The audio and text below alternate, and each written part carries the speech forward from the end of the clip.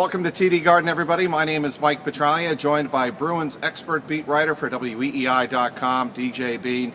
DJ, the Bruins get through their home finale. They beat the Buffalo Sabres 4-1. They clinch the second ever President's Trophy in franchise history, their first since the 89-90 season. But a couple of concerns, obviously, after the game. The hit by Jake McCabe on Daniel Paille in front of the Buffalo Sabres bench. That's got to be a concern, first of all.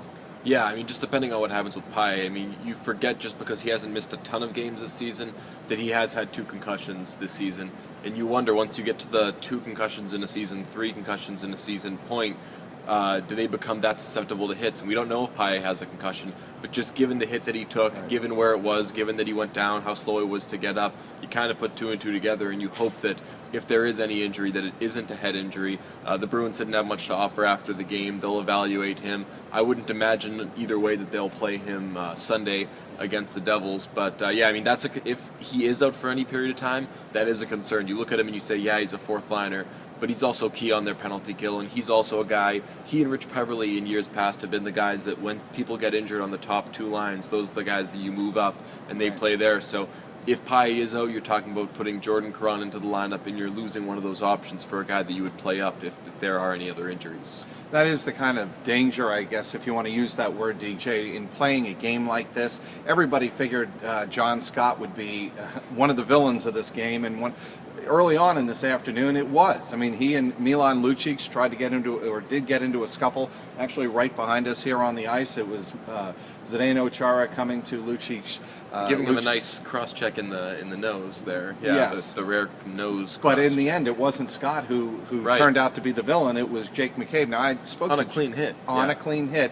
And I asked Jake McCabe after the game. I was in the Sabres dressing room, and he said, I was just trying to execute a shoulder to chest hit. That's all I was trying to do. Certainly no dirty intention. He is a young defenseman trying to prove his way in the NHL. Yeah, but that's how it looked like. I mean, Paille, to Paille's discredit, I guess, kind of had his head down, and his body was lower too. I think almost leaning into the hit. Right. Yeah. I mean, I think it's just a kind of perfect storm of bad circumstances there. But yeah, I don't think the hit on McCabe or the hit from McCabe was anything bad. All right, let's move on to the star of the show, and that is Patrice Bergeron. I know you're writing about this in detail on WEEI.com.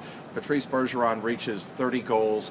He is not only a Selke Award favorite, he is certainly a Hart Trophy. He's going to be in consideration for the Hart Trophy, given every year to the NHL Most Valuable Player. He reaches the 30 goals. He is taken out, we believe, for precautionary reasons. Claude Julien, after the game, said that there was a minor issue regarding him in the third period, but it should not be a big deal going into the playoffs. No, I mean, I think that he has a minor issue just like he had a minor issue when he missed the game the other night. For bookkeeping purposes, they can't say that they're just taking guys out of games and they're sitting them when they're healthy. Right. But, I mean, I would think that Bergeron, much like Jarome Iginla, who missed some time in these last few games, is fine. As far as him hitting 30 goals go, I'm probably going to make a bigger deal out of this than anybody else. But, I mean, he's such a special player. And for him to score 30 goals in this system, which does not allow for a lot of 30-goal scores, Jarome Iginla became the 3rd player under Claude Julien in Boston to score 30 goals. And that's dating back to 2007. And Bergeron here becomes the 4th. It's the first time all in Julien's tenure here that there have been 2 30-goal scores.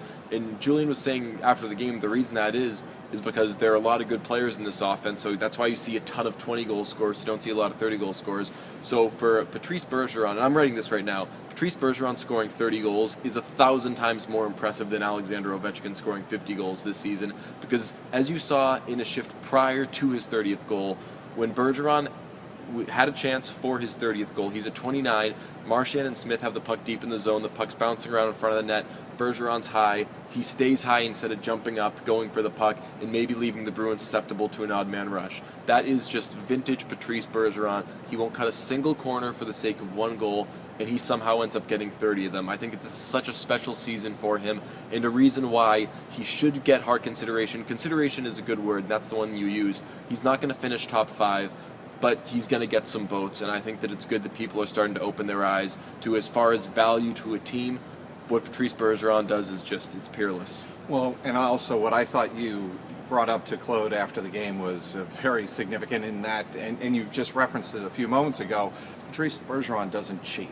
He doesn't cheat the system, he doesn't cheat himself, and he just doesn't cheat his teammates in trying to put goals on the board. Yeah, I mean, and you wonder, like, given this season and how he's been able to generate so much offense, he's had, I think, 16 goals over the last 24 games.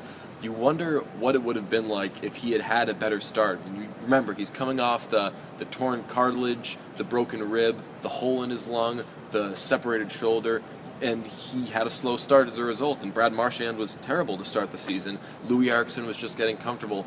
As a result, it was a very slow start for Patrice Bergeron. So you wonder, if Marchand were playing better, if Eriksson were comfortable, if Bergeron were playing better, what kind of season are we talking about for Patrice Bergeron? Are we talking about 35 to 40 goals? I mean, that just shows what a special season this has been for Bergeron, and one in which, I mean, I know people talk about Claude Julien, and I don't know what I'm going to do as far as he goes with my heart votes, because he had such a slow start to the season, then he turned it on, and I was just looking at it. I want to say that the Flyers are like 22-1 when Giroux scores. Bergeron has the Bruins at 24-3 when he scores. So it just shows the value of these guys, that when they're on their game, that their teams succeed. And had Bergeron been not coming off an injury, had his line mates been better, like, what kind of season are we talking about? And I still think it would be fascinating hockey, playoff hockey, if indeed somewhere down the road in the Eastern Conference the Flyers and Bruins did meet. It's obviously very possible, but Bergeron and Giroux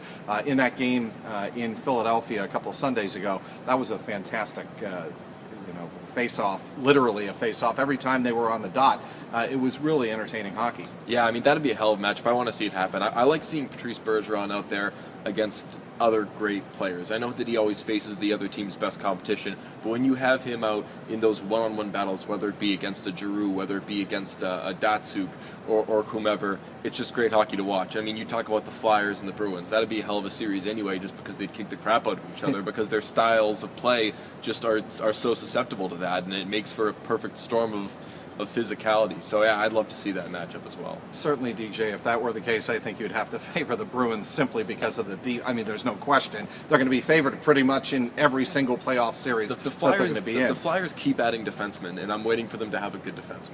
Like, Yeah, it's unbelievable.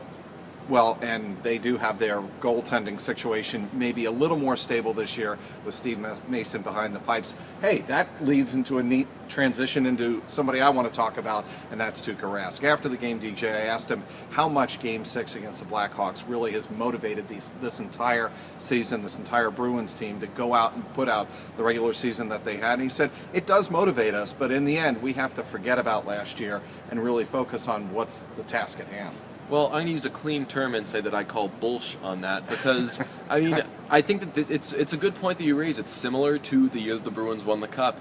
They said that they were turning the page on having blown the 3-0 lead to the Flyers, but I mean, their motivation never really seemed to wane, and you see that over the course of any regular season. Agreed. You saw it the year after they won the Cup.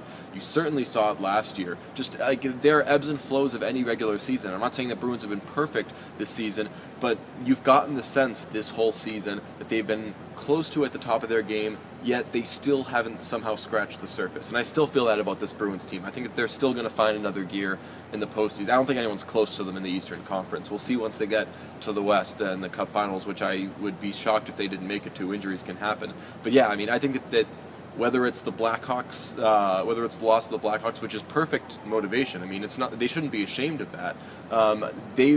They've been motivated this entire season, and it should kick up starting next week. All right, it'll be very fascinating to watch. They, right behind us, the Bull Gang here at TD Garden, have just finished painting Stanley Cup playoffs 2014. The Garden will indeed be ready and rocking this week as the Bruins try to get back to the Stanley Cup final and this time finish the deal. Here at TD Garden, after a 4-1 regular season home finale victory over the Sabres, I'm Mike Petraglia. He's DJ Bain, WEEI.com.